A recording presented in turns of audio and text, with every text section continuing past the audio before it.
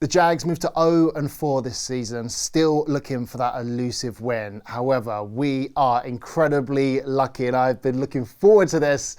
We are chatting to Hall of Famer, feel like he's my Jaguars UK tour buddy as well, Tony Boselli. Tony, how are you, sir? Well, Reece, I'm not very good right now. We lost to the Texans this week. We can't find a win.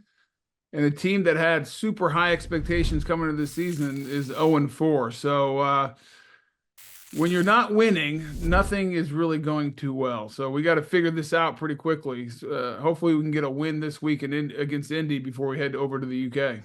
Not to make any excuses, because I know you keep it very real, but injuries, Tony, is that a valid reason for us to be in a position that we are, would you say?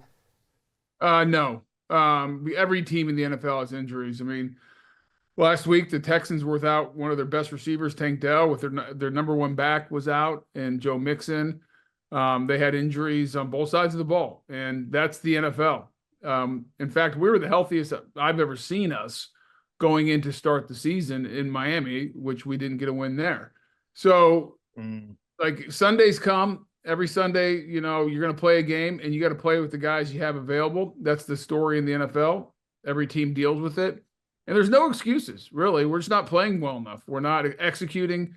We're not creating any turnovers. We're not scoring on offense consistently enough. There is a lot of reasons why we are 0-4, but I think it boils down to the guys on the field have to make the plays that are there. We got to execute better and play better.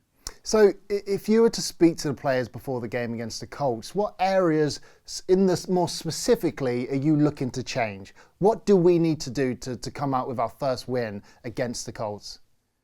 I mean, first of all, you got to prepare. It starts with your preparation during the week, and you got to make sure you know your stuff down cold and you're ready to go. And when you do that, it allows you to have the confidence and the freedom just to go play. Because when you step on the field, you can't be worried about what happened last week, what's going to happen the next play. The really good players, the really good teams are really in the moment. And they're competitive, they compete, they go out there and compete every play and take what comes. And there's going to be adversity in the game. You got to overcome it. There's going to be highs, lows.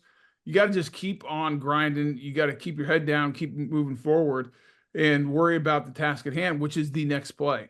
And so I think there's a confidence that is lacking a little bit right now, and that's natural when you don't have wins, when you don't have success. I think that little voice in your head starts getting louder and louder, and you got to shut that out.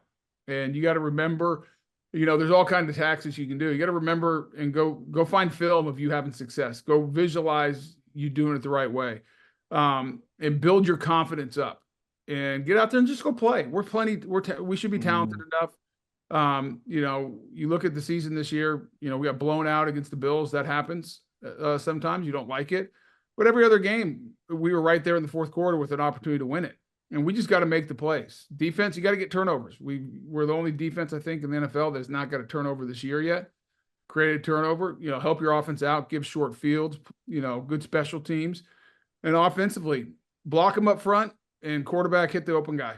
And if you do that, we'll be all right. And when you look at the Colts specifically, what threats do you see? Anyone out there that you've got your eye on who we should be, looking out for to try and stop on offense and defense?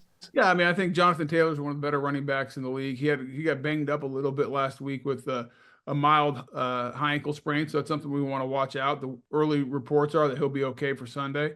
You're going to get probably Joe Flacco, who's a veteran, not the most mobile guy because he's older, but he knows how to win football games, and he beat us last year. He beat us last year with Cleveland. And then defensively, they're pretty beat up right now on the defense side of the ball, but they're going to play sound defense. And so you got to be on your assignment and take advantage of the opportunities that you get. Yeah, I think people sleep on Joe Flacco. I know he's older, but he can still play. You won a game last week, and so right now the Colts have 2 wins. We have 0. So everyone thinks like, okay, good, we got an easier game this week. Well, last time I checked, they have more wins than we do, and they're probably saying the same thing about us. And so the only way you get respect in this league is you go take it. And it's time for us to, put put behind us these first 4 games. Nothing you can do about that. Don't worry about playoffs or anything else. Just go figure out how to get a win, one win, and see if that kind of kickstarts you a little bit going into the UK, where we get 2 big games against the Bears and the Patriots, 2 opportunities. But it starts with Indianapolis. Division game. Just find a way to win that one. Tony, as always, absolute pleasure to get to speak to you. So thank you so much for your time, and thank you for coming on the show. Thanks, Reece. It was great being with you. See you over there next week. Thanks so much for watching. If you like this, please subscribe and take a look at all the other videos on our YouTube channel.